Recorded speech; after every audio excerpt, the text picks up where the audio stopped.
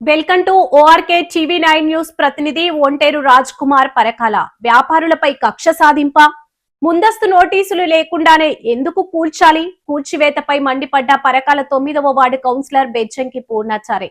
పరకాల అసలే వ్యాపారులు మందగించి ఇబ్బందులు ఎదుర్కొంటున్న పరకాల పట్టణ ప్రజలపై మున్సిపల్ అధికారులు, అధికార పార్టీ నాయకులు మరింత భారం మోపుతున్నారని 9వ వార్డు కౌన్సిలర్ బెజ్జంకి పూర్ణాచారి ఆరోపించారు. ఎలాంటి ముందస్తు నోటీసులు ఇవ్వకుండా మెయిన్ రోడ్డుపై ఉన్న దుకాణ సముదాయాల వద్ద రోడ్డు ఆక్రమణల పేరుతో విధ్వంసం చేపట్టడం బాధాకరమని అన్నారు. పట్టణంలో పారిశుద్ధ్య సమస్యలు, మున్సిపల్ కాంప్లెక్స్ లలో పేరుకుపోయిన బకాయిలు వసూలు, ఇతర ప్రజా సమస్యలను పక్కన పెట్టి ఉపాధిపై ఆధారపడిన చిన్న వ్యాపారుల ఆస్తులకు నష్టం కలిగించడం వెనుక ఆంతర్యమేంటో అర్థం కావడం లేదని ప్రశ్నించారు. ఇప్పటికే వ్యాపారాలు లేక ఇబ్బందులు పడుతున్న సమయంలో ఈ చర్యలు మూలిగే నక్కపై తాటిపండు పడ్డ చందంగా మారాయని వ్యాఖ్యానించారు.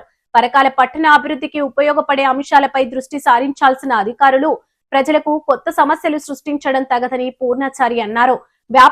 వ్యాపారస్తుల జీవనోపాధికి భంగం కలిగించే చర్యలను వెంటనే నిలిపివేసి వారికి జరిగిన నష్టంపై ప్రభుత్వం స్పందించాలని డిమాండ్ చేశారు. అలాగే భవిష్యత్తులో ఇటువంటి చర్యలకు ముందు సంబంధిత వ్యాపారులకు నోటీసులు ఇచ్చి చట్టబద్ధమైన విధానాన్ని అనుసరించాలని కోరారు.